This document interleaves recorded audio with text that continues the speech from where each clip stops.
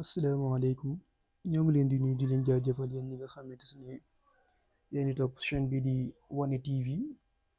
Su fekkee abonné goo ñoo ngi sàkku nga bës ci bouton s'abonner activer cloche de notification bi bu ko defee bépp vidéo bu nu dugal nga mën cee jot. Ci vidéo tey bi nag dañ leen di wan naka leen di jëlee rendez-vous pour demander visa à l'ambassade de Suisse à Dakar.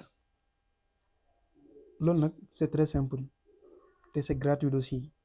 ñoom seen jël rendez-vous doo fay dara. ci ñaari vidéo yi weesu wax nañ leen document yi nga xamante ne ki bëgg visa tourisme moom lay wut, moo xam ban statut la yore. wax nañ leen document yëpp. vidéo bi ci topp wan nañ leen naka la ñuy remplir formulaire en ligne bi, ndaxte bala ngaa dem faaw nga remplir formulaire en ligne bi parce que dafa bokk ci document yi nga xamante ne boo dem ambassade pour def sa dépôt physique da nga ko yóbbaale. donc kon tey dañ leen di wan naka leen di jëlee rendez-vous. ñoom nag comme ni ma ko waxee sànq seen jël rendez-vous c'est gratuit te ñoom système bi ñoro aussi kenn ku ci nekk mën nga koo defal sa bopp, ndaxte ginnaaw bi nga xamante ne remplir na suñu formulaire ba pare mail bi lañ ñuy envoyé xamal ñu ne suñu formulaire demande visa transmettre nañ ko électroniquement moo nekk nii. léegi nag pour nga jël rendez-vous li ngay def mooy sa coordonnées yi nekk fii mooy nom prénom ak online ID moom ngay copier nga def nii. léegi ñu copier, léegi boo copier nga génn ñëw nouveau message. après nga bind seen adresse mail bi nga xamante ni moom nga leen koy envoyé pour ñu jëlal la rendez-vous. seen adresse moo nekk nii Dakar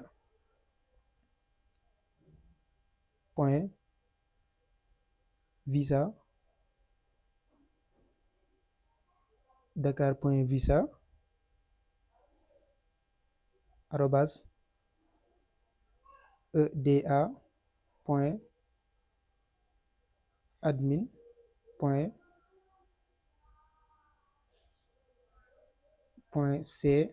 ch. lii mooy li nga xamante ne moom moo nekk seen adresse mail.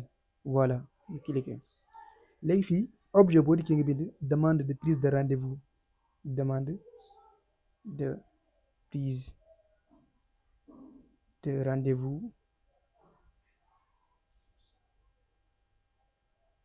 visa tourisme Schengen. voilà léegi nga ñëw fii nga bind benn petite phrase comme introduction rek. j'aimerais réserver un rendez-vous visa tourisme Schengen.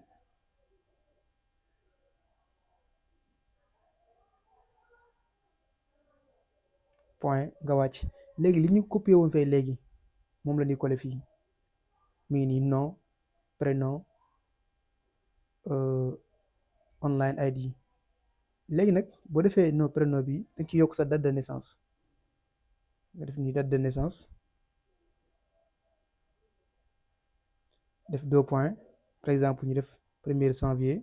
ñoom nag format bi ñuy utiliser pour def date mooy boo defee jour mois ay point moo leen séparé donc nga def point janvier point par exemple 1990. léegi numéro passeport aussi man nga ko ci yokk bu la neexee nga def passeport def 2 points exemple nga def A def si ne 1 2 3 par exemple 0 0 0 0. léegi nga wàcc fii bind merci wala cordialement. voilà léegi boo paree nii bind nga ba pare sa demande de prise de rendez-vous. léegi après nga envoyé nga ñëw fii ci kaw nga cliquer envoyé. léegi boo leen envoyé bu rendez-vous amee dans 24 heures dinañ la tontu daal lay réserver rendez-vous jox la date jox la heure. bu fekkee aussi rendez-vous amul dañ lay xamal ne rendez-vous amul tante waatal dans les jours à venir moo ci bis yi di ñëw. xaaral ma woon leen benn exemple confirmation rendez-vous ginnaaw bi ñu leen envoyé woon pour jël rendez-vous. gis nga voilà gis ngeen bii nii confirmation de rendez-vous la gis nga ci kaw adresse mail bi eda-rep Dakar Visa confirmation de rendez-vous bii nii boo xoolee ñu ngi ko jëloon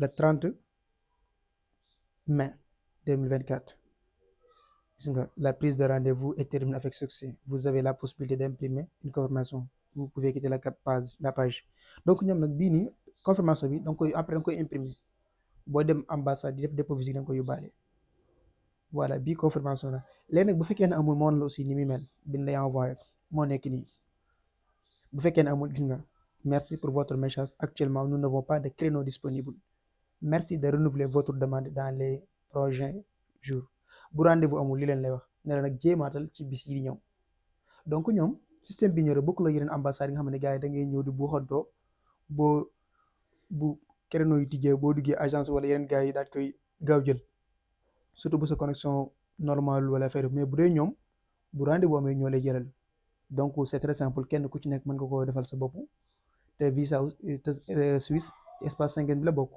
voilà donc tey kon lii leen indiloon pour wan leen naka la ñuy jëlee rendez-vous j'espère que ne dina leen jëriñ kon ñu ngi sàkkuwaat bu fekkee abonné goo nga abonné activer cloche de notification bu ko defee bépp message bu nu dugal nga mën cee jot